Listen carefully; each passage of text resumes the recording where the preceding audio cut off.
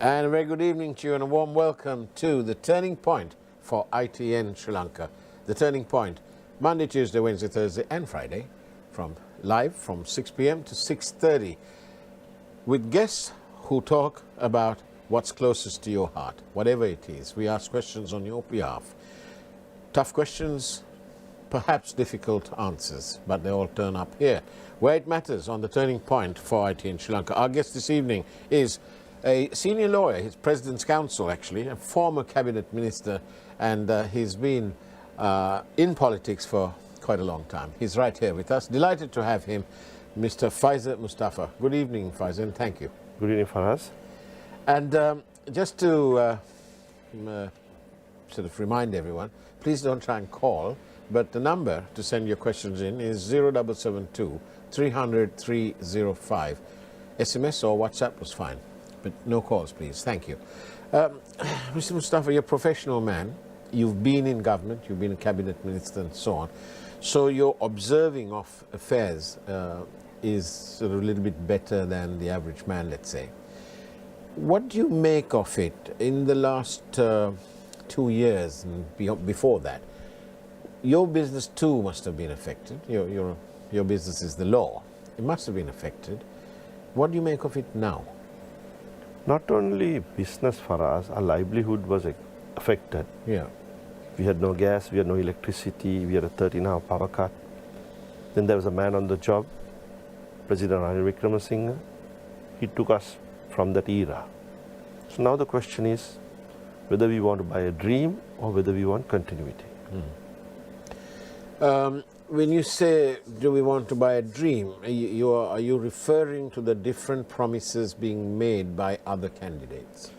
As you know, for us during election, there are manifestos, there are promises being made. But this time, we have to look at politics very differently. We have suffered the last 2 years. We came out of it. President Gotabaya Rajapaksa, he brought this economy into turmoil, left the country and ran away. He was shopping for a prime minister. The leader of the opposition was offered, various others were offered, but everybody thought that if they take office, they will be in the political dustbin. President Ranil Wickremesinghe was offered. He took the challenge and he took us out of that mess. So my feeling, or what I would like to say is, everybody is selling a dream today, but we can't afford to go back where we were. And the man on the job has brought our economy to a state where Greece failed, where Venezuela failed, and no other country has recovered in such a short time, where economy was economical bankruptcy. But unfortunately, Sri Lankans have short memories. Yeah, you're right. The people in our country, all of us, tend to be a bit myopic at best. So I think we should not look at things politically. I mean, if we experiment at this point of time for us, what would happen? Do we want to go back to queues again? Do we want to set our economy backwards? We are on an economy trajectory of recovery. And we have recovered. And we need to take it to the next level. And I, for one, believe that no other than the president can do that. Because he has proved others refused. He took on the challenge. And now we need continuity. And do you believe that President Wickremesinghe enjoys the confidence of regional leaders and others in our important trading markets, for example? I think he's been in this game for long. He's been in Parliament for 40 odd years. So with his experience helps. But more than anything else for us, to take an economy which is bankrupt, it needs a certain amount of experience. It needs a certain amount of connections. It needs a certain amount of hard decisions. Today, the opposition leader, and Anurakumara Disanayake, is offering various benefits. Or what shall I say, handouts. We are trying to go back to that era where the country They're asking the public to decide based on handouts. Whereas President Wickramasinghe, during the last 2 years, he asked everybody to tighten their belts. Taxes were high, cost of living was somewhat high, but we came out of it. And now we can reap the benefits of our hard times. And if there is a shift, yes, I believe that it would be a major setback in our economy. He's made politically uncomfortable decisions, which he believes will help the economy over a long period of time.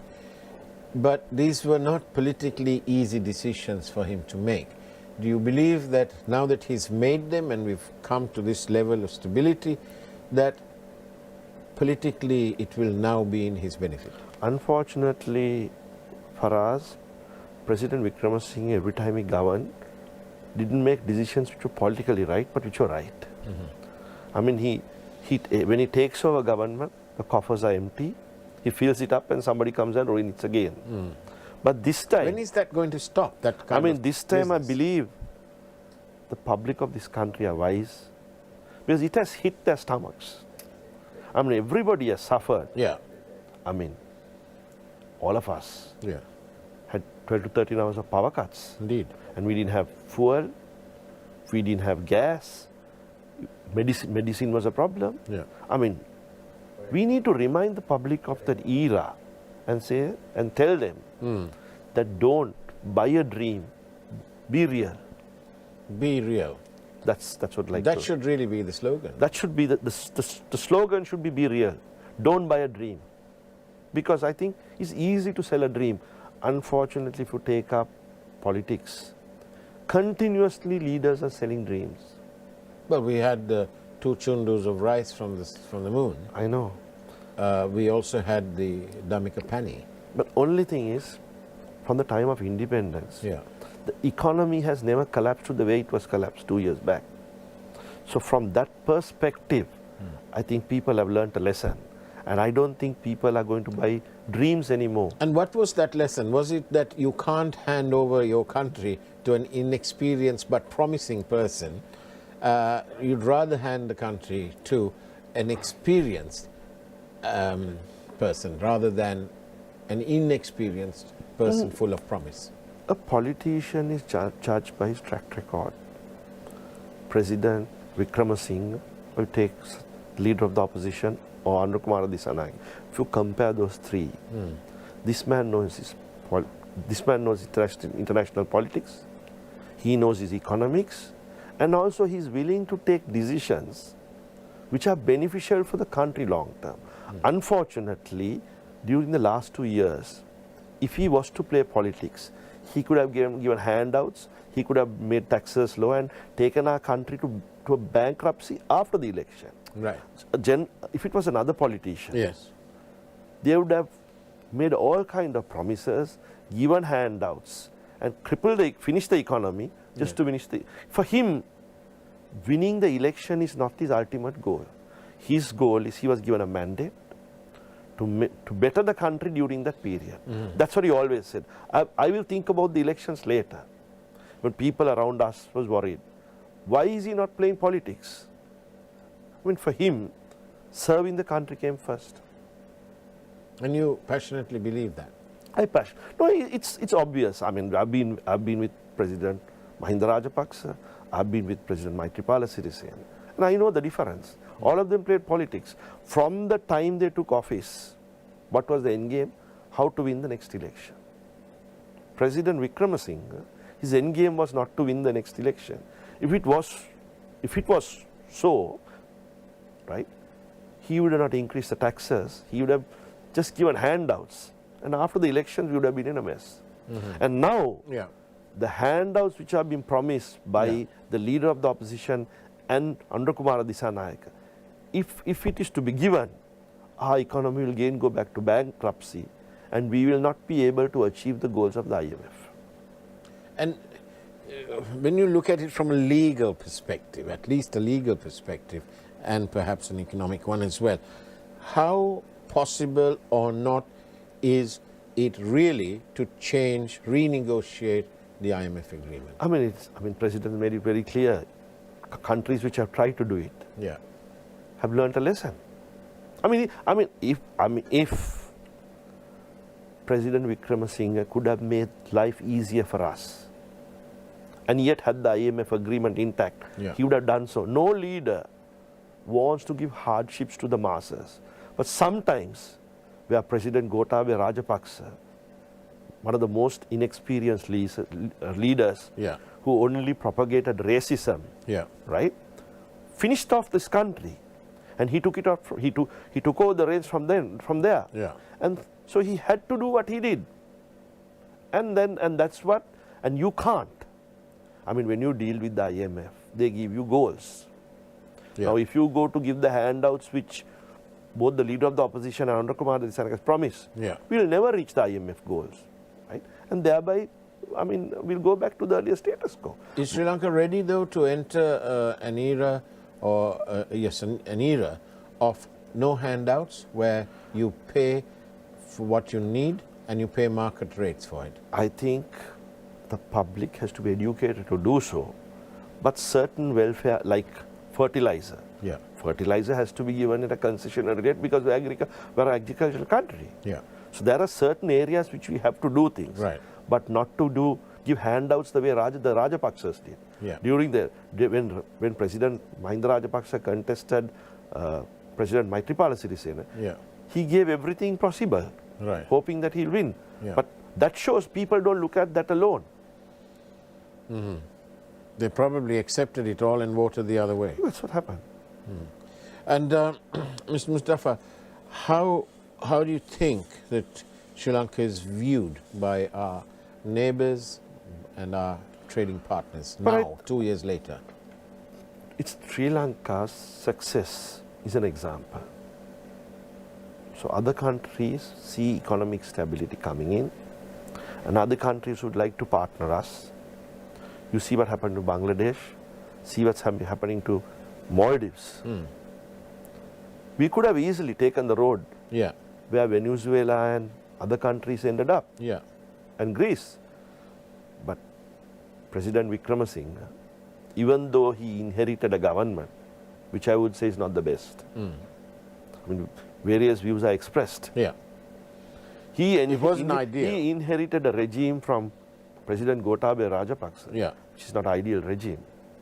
Yeah. But he did the best in that situation Yeah. to make use of those numbers and take the country forward. I'm sure if he gets another mandate, he'll cleanse the stables and he'll take the country to another level. On that note, Faisal Mustafa, thank you, and let's go for a quick break here on the Turning Point for IT in Sri Lanka. We'll be back after this break with Faisal Mustafa.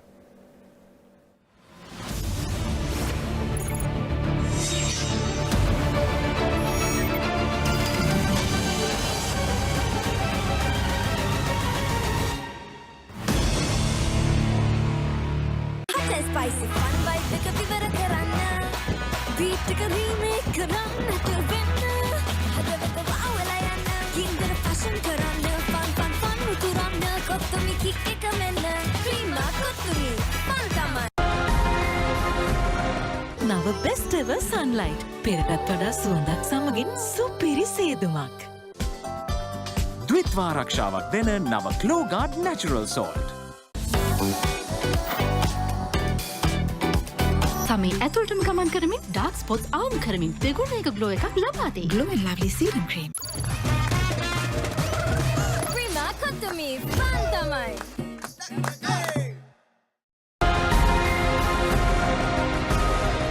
Lux කියන්නේ සබන් ගැටයක් විතරක් නෙවෙයි සමට සත්කාරයක් නව Lux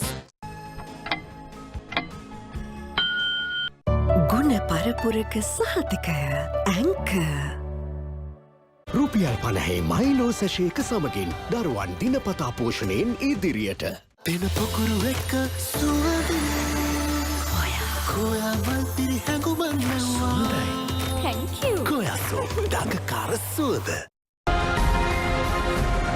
gram 160ක් ලංකාවේ වාසිම මිලකට තියෙන pack එකක් signal Kamuda Machang, prima kottumi, fun tamai.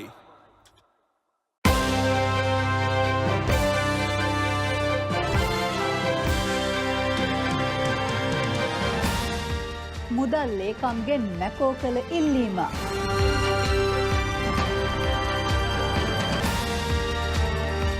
රාජ්‍ය සේවයට ලැබෙන දේ. තරුණයන්ගේ කාර්යාලය. අස්ථානගත වූ කුඩු කිලෝ 12. ලෙඩ පිට ලෙඩ වැටෙන හසීනා. දෙස්විදෙස් පුවත් රසක් සමගින් හමුයමු සවස 6:30 අපගේ ප්‍රධාන පුවත් විකාශයත් සමගින්.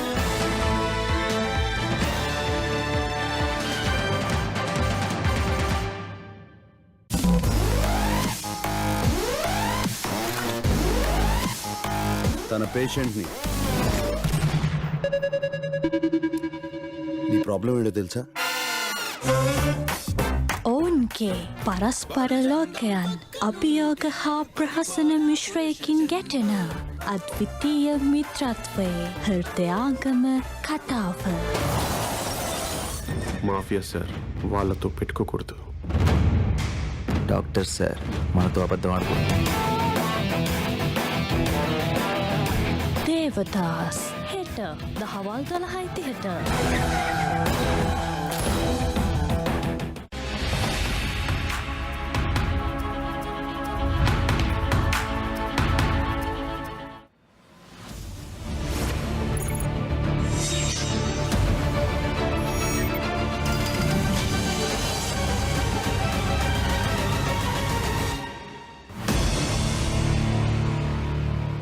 And welcome back to the Turning Point for ITN Sri Lanka. My guest this evening is Mr. Faisal Mustafa, President's Counsel, former Cabinet Minister, and he's right here to help us de-scramble some of the things that's going out there, especially during this election time. Mr. Mustafa, from both a political and a legal perspective, how helpful or not is it when members of Parliament switch alliances in between? I think firstly they should not, because in Sri Lanka we have the proportional representative system. Yeah. Firstly you vote for a party and then for a candidate. Yeah. But this election, members jumping from this side to another, I don't think the public respects them in any form. Suddenly you see each candidate saying X has jumped from Y and now is with us and therefore will get more votes. Yeah. You take the Muslim party as an example. Yeah. During President Gotabaya's time, they were in the opposition, sent their members to the government, Yeah. and then after that, said that we are in the opposition. Yeah. But they sent them Right. because they wanted the best of both worlds. Right. So I think if you take the Muslim political leadership, I've said this before, no Muslim should base their vote based on the decisions of the Muslim political leadership or Muslim parties, Yeah. because they've sold out and it's primarily for their personal benefit. So in this case now, where we are now, because we're in a presidential election, it would be the personality, it would be the I person. say judge the candidate Yeah. and not the people around you. Yeah. You take the SLPP Muslims Yeah. who supported the President Gotabaya Rajapaksa. Yeah. In my opinion, for us, they have no moral right Yeah. to ask for a vote Yeah. for anybody. Because they were with a regime which propagated racism Well, and supported cremation of cremation. Yeah. bodies So I and think, all. I mean, and so just because a few of them stand around the president Yeah. at this point and ask for a vote, I don't think anybody But listens their to salt them. should be. Yeah, I mean, you shouldn't demean the voter to that extent. So it's very sad. But hopefully and thankfully, because we live in a democracy and in a country where the digital divide is very small, information is available to everyone, Right. and therefore they can make better and rational decisions. I would like to appeal to the voter. Yeah. Vote for the candidate Yeah. and not the people around the candidate. Indeed. Because I think that unfortunately- would be a pretty good sound bit of advice, which I don't think the Elections Commissioner is going to take offence with. I know, because unfortunately people around both candidates, all three candidates, I think they are not the best. Right. All have the good, bad and the ugly. Yeah. So selecting the candidate on the candidate's track record, I think should be the basis. And where do you see Sri Lanka in 5 years' time? It depends on who leads this country. Right. If President Wickremesinghe rules this country, I'm sure we'll have economic growth. Thanks to him, we moved away from racism. Yes. Because prior to him taking office, I don't see anyone really talking about the on those lines. the reason being for us, it's a very interesting scenario. Yeah. 2 years back, it hit our stomachs. Yeah. When you hit your stomachs, there is no racism. When the stomach is full, you talk about racism. Yeah. So we moved. The economy was hit. Now this election is all about economics. Indeed. Otherwise, it would have been about racism, about being a superior race, about saying the minorities are asking more than their share. Yeah. But all these politicians who earlier propagated racism, today are in the political dustbin, fortunately. And if I'm permitted to express my opinion, I think that's a pretty good place to be in the dustbin. The dustbin, okay. Yes, absolutely. Have you been there before? I haven't, but I absolutely enjoy to see politicians who've made false promises, promises that are never kept, and had no intention of keeping them. When they end up in the dustbin, hallelujah, is what I say. Especially for us, racism, people who propagate racism. No, there is no place for racism. Today in the there is world. there was a place. Yes, but but today there there is no platform for them to play in. That's right, and that all comes with sound leadership. So it all comes with the economy being screwed. Yeah. And today we are talking about who can take the economy. Indeed, indeed, absolutely. So it's economy, economy, economy. When you go around the island, what are you hearing? I mean, people. I mean, I know that sometimes you use choppers and so on, but when you use the roads, I go by road most of the time for us. Right, okay. For us, people are fearful. Yeah. People are fearful that they might have to go back to the earlier status quo where there was no fuel, there was no electricity, they didn't have medicine, and people were really suffering. Yeah. So I don't think people are willing to experiment. That's what I have heard. And if they don't want to experiment, there's only one leader they can vote for. And you hear and you see that on your travels? I think I hear and I see, I'm hopeful. I think the voter has to be mindful that people can drive your emotions. I mean, there are issues. People could say that in the government there are corrupt persons supporting the president.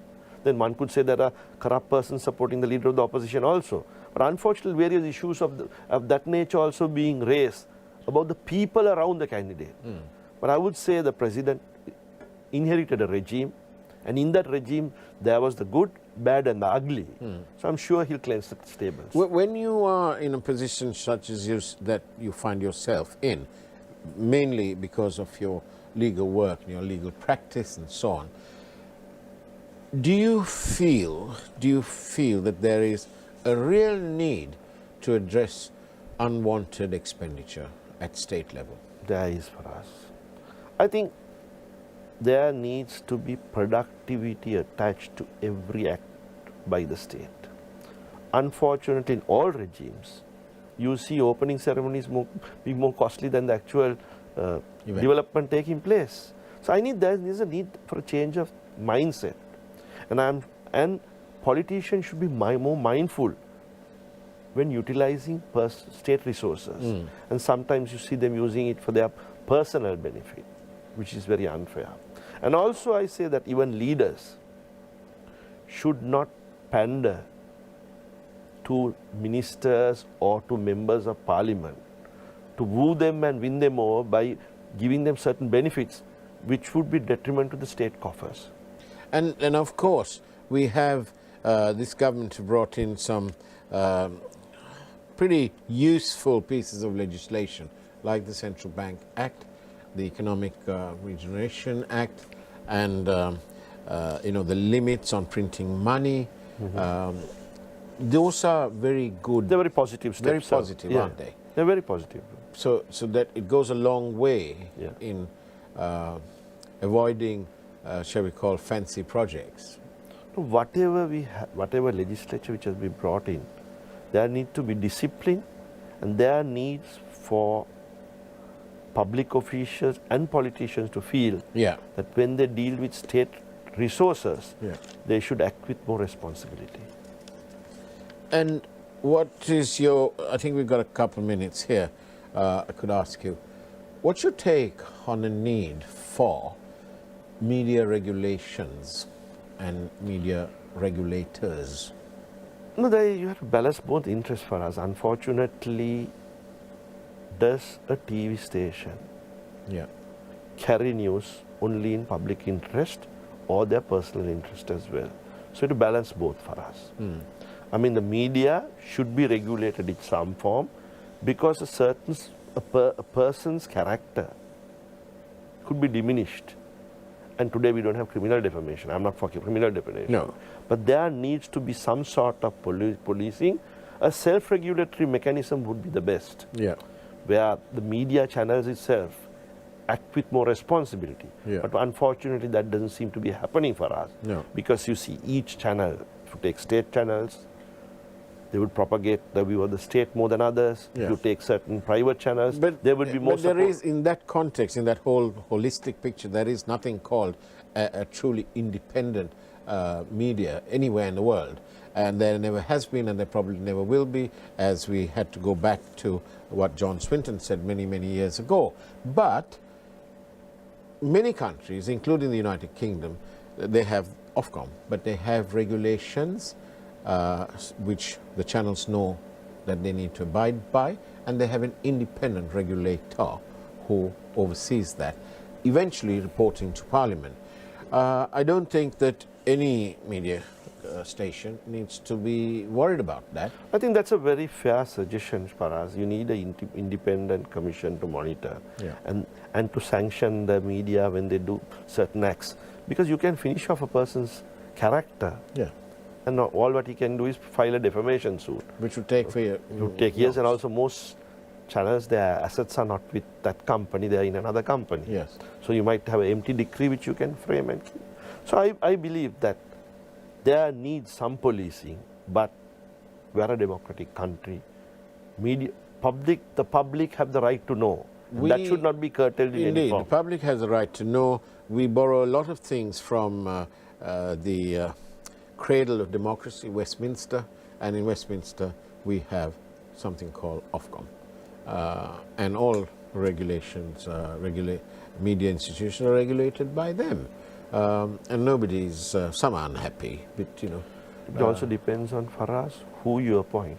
Unfortunately, every government appoint some lackey who is supportive of the government, who they can control the media through. So if you have independent commissions, the members who are appointed also have to be independent. Absolutely. That's why the statute alone will not help. Indeed. Let's live in hope, but let's also live in hope for a better Sri Lanka. Faisal Mustafa, thank you very much for being on the Turning Point. And Sri Lanka has entered that turning point a couple of years ago. Thank you very much for watching. We'll be back with another super duper guest again on Monday. In the meantime, take care and have a good weekend. Bless you all.